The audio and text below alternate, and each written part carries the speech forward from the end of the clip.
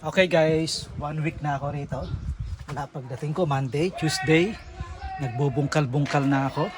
So, update ko kayo guys sa pag-replant, repot, sa pag-aayos dito sa mga halaman ko. So tara guys, samahan nyo ako.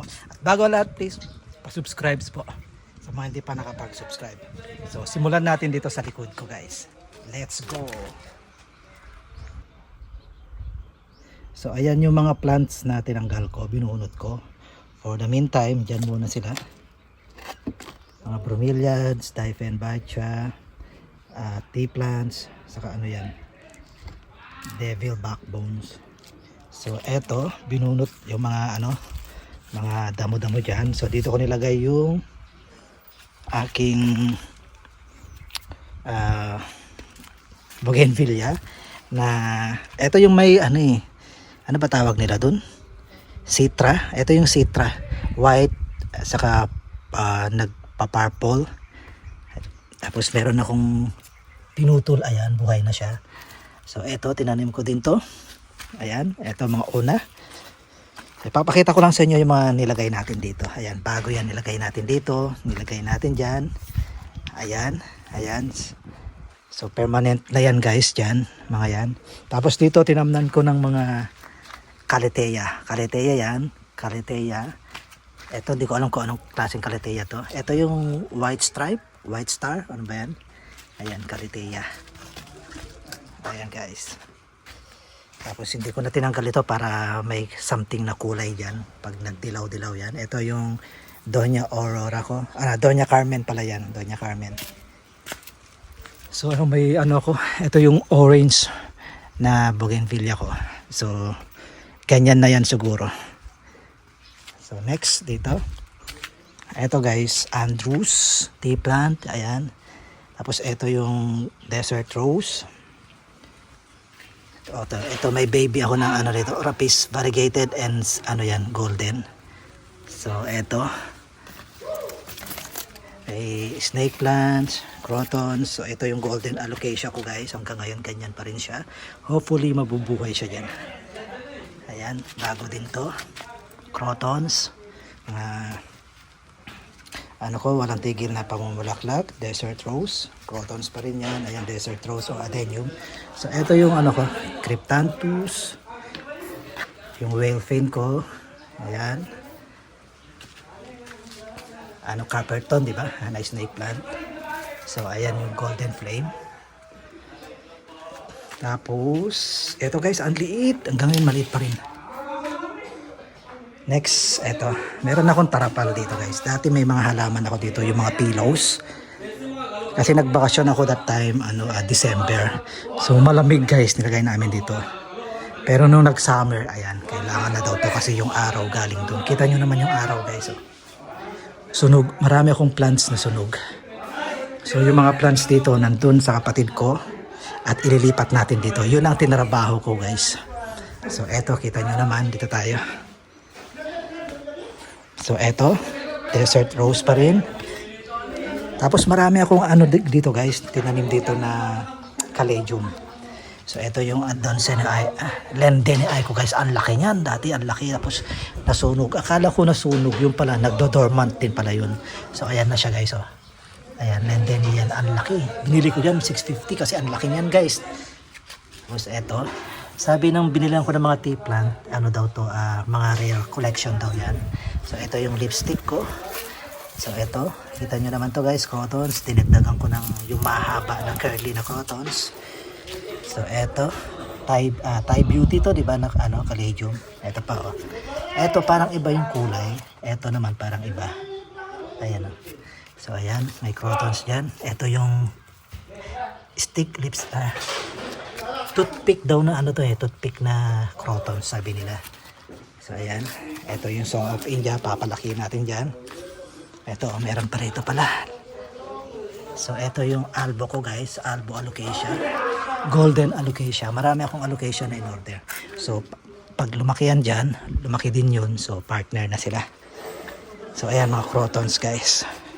Crotons ko na yellow. Yellow din to actually. Toothpick. Ito yung mother plant nila guys. So ayan. Yan yung mother plant nila. Pinutol ko dyan. So marami dito. May, eto maganda din to pag lumaki. Andrews, yellow. Ayan, variegated na bamboo daw yan eh. So eto collection din guys na tea plant. Collection din yan na tea plant. Collection din na tea plant. Sabi nila ng pinag-program ko. So ito ang ganda ng maliit to guys. Yung epic ko na sunburst. May malaki na. Magapang na siya. Hanggang ngayon, hindi ko pa rin alam. Ito ba yung squammy? Squammy ferrum. So, ito yung home lumena ko na na Tycons. Ang dami niya ng baby guys. So, tingnan nyo. Ang dami. Isang puno lang yan dati. So, ito guys, sabi ng pinagbilhan ko is a family of Hoya. Namamulaklak yan daw eh. Dalawa yan guys. Ito Hoya. Tinilagay ko dyan. Pero yan, temporary dyan. Kasi lalagay ko dyan yung yung Tycons ko na na yun? Monstera na Tycons ko. Nilalagay ko yan para lalaki dyan. Ito, actually dalawang suloy to guys. Pagdating sa akin, nabubulok na yung isa. Tuloy yan ang nabulok dito. Ayan Varzizi. So, eto. Peperomia ba ito? Peperomia. Ayan. So, ayan. Bagong nilagay ko. Inayos ko yan. So, ayan. Saan pa ba? So, dito muna tayo bago papunta dun. Dito muna. So, ayan mga croton. So, ito yung manjula ko. Napabayaan kaya natuyo sila. Pero hopefully, mabubuhay sila. Mabubuhay ito pero pag wala na naman ako. Ayan guys. Ayan. Crotons pa rin. So ito yung ko albo na epi. So pagkapangin natin dito tulad nito guys Gumapang itong Paraiso Verde to, di ba? Paraiso Verde. So ito yung ano ba ulit tawag dito guys? Nakalimutan ko. Belt? Ano yun? Belt ba yan? Belt? Please comments below. So ayan guys, mga crotons ko. Crotons dito. Mga orchids ko na Cattleya. Eto guys, bago lahat yan. Nireplant ko lahat. Marami akong dyan coconut hash. Ayan, ganda din naman ito. Ayan, bago din yan. Bago yung plant, yung pot niya. Bago din yung hang niya, ginawa ko yan. Ayan, lagyan ko ng uling sa coconut hash. Ayan. Mga bago yung pot niya. Malalaki na dati, maliliit lang yan. Bago din to. Ayan. Mga bago yan, bago lahat. Nirepat ko lahat. At ginawan ko ng bagong hanging pot.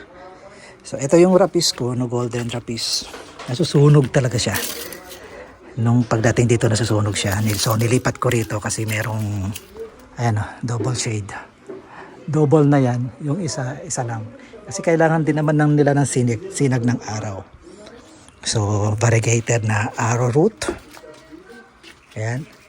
So ayan. Cattleya. Mulberry daw yan eh.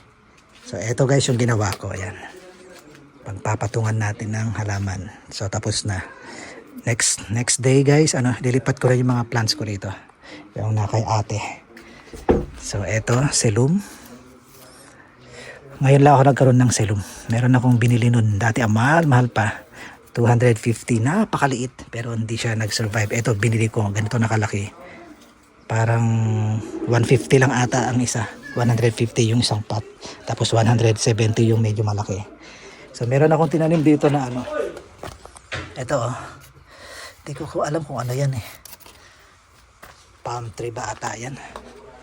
So, ito yung ginawa ko buong araw. Yan. Papatong ko dyan yung mga plants.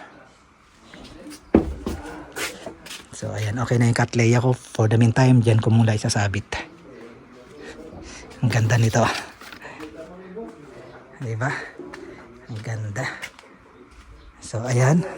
Dito ko din nilagay, citra din ito. Ito yung white na mayroong red na mayroong, basta yung white niya guys, hindi siya pure white.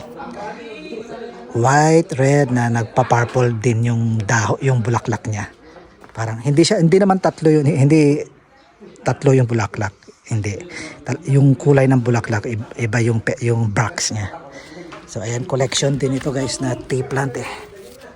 Ayan, collection din to. Dito natin para makita nyo. Ayan o. Kita nyo ba yan? Ayan, so marble photos. Pagkapangin din natin tulad nun para gumapang. Ayan. Crotons ko. So eto. Hindi ko alam kung bakit nag-green ito guys. Alam mo ba dati dark ito eh. Dark na dark. O magda-dark pa to dahil bata pa. So eto, collection din ito ng tea plant. Lahat ng binili ko collection daw.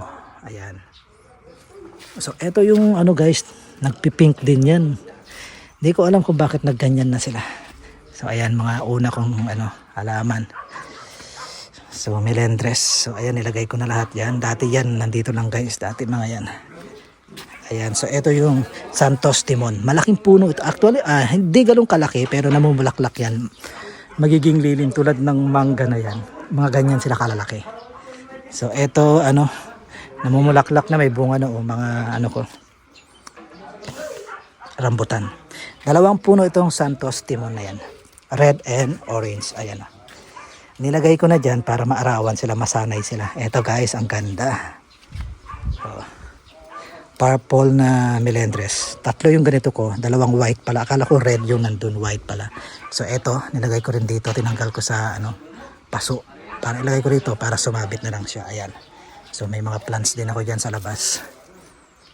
So doon. Ayun yung ano ko. Papalakihin ko para maging lilim. Rubina rubber tree. Rubber plant. So ayan. Grabe. So okay guys.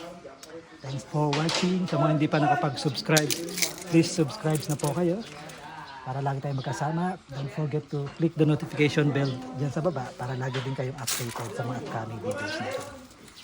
So, thanks for watching guys. Have a good day and God bless.